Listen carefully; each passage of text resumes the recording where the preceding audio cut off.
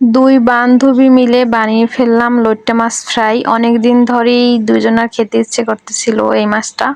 তো আজকে ফাইনালি বানিয়ে ফেললাম। তো ফার্স্টে আমার বান্ধবী মাছগুলোকে যে ধুয়ে নিচ্ছে, ধুয়ে তারপরে ঝাঁঝরির উপরে রেখে দিল পানি ঝরানোর জন্য। আর অন্যদিকে মশলাটা আর কি রেডি করতেছে। এখানে আদা বাটা, রসুন বাটা, পেঁয়াজ বাটা আর তার সাথে লেবুর রস দিয়ে দিচ্ছে। এরপরে এর সাথে হলুদের গুঁড়া, মরিচের গুঁড়া, চিলি ফ্লেক্স, ম্যাগি মশলা, জিরার গুঁড়া, ধনিয়ার গুঁড়া, সয়া সস, টমেটো সস এই সবগুলা আর কি দিছে এর ভিতরে। এরপরে মাছগুলাকে এর ভিতরে দিয়ে ভালোভাবে মাখাইতেছে। এরপরে এর ভিতরে আমি দিয়ে দিলাম ময়দা আর চালের গুঁড়া। চালের গুঁড়াটা দিলে এটা অনেক ক্রিস্পি হয়।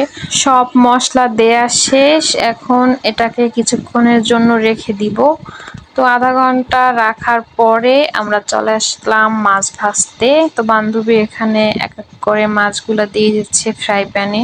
তেলটাও গরম হয়ে গেছে। লইট্টা মাছ কার কার পছন্দ অবশ্যই কমেন্টে জানাবেন। এই মাছটা এরকম খেতেই ভালো লাগে। রান্না করতে গেলে মাছটা ভেঙে যায়। এই মাছটা অনেক নরম। তো এই যে সবগুলা দিয়ে দিলাম, এক পিঠ হয়ে গেছে, অন্য পিঠ উল্টিয়ে দিলাম। আর এই যে এখনো অনেকগুলো আছে, আরো এক খোলা ভাজা যাবে। মাছ ভাজা প্রায় শেষ। এই যে আমি এবার মাছটা রেখে পাশের রুমে গিয়েছিলাম, এসে দেখি নিচে একটু পুড়ে গেছে। অতটাও পুড়ে নাই, জাস্ট একটু কালো কালো হয়েছে, তাও সমস্যা নাই। এখন আমরা সস দিয়ে খাবো। আর এই যে অন্য খোলা হচ্ছে। অনেকগুলো মাছই ভাজছিলাম। বাড়িওয়ালা আন্টিকেও কয়েক পিস মাছ দিয়ে আসলাম। আর এই মাছটা কিন্তু গরম গরম খেতেই ভালো লাগে, ঠান্ডা হলে কিন্তু ভালো লাগে না খেতে। তো দুই বান্ধবী একদম গরম গরমই সস দিয়ে খাচ্ছি। আজকের ভিডিওটা এই পর্যন্তই। ভিডিওটা কেমন লাগছে অবশ্যই কমেন্টে জানাবেন। তো সবাই ভালো থাকবেন, সুস্থ থাকবেন। আল্লাহ হাফেজ।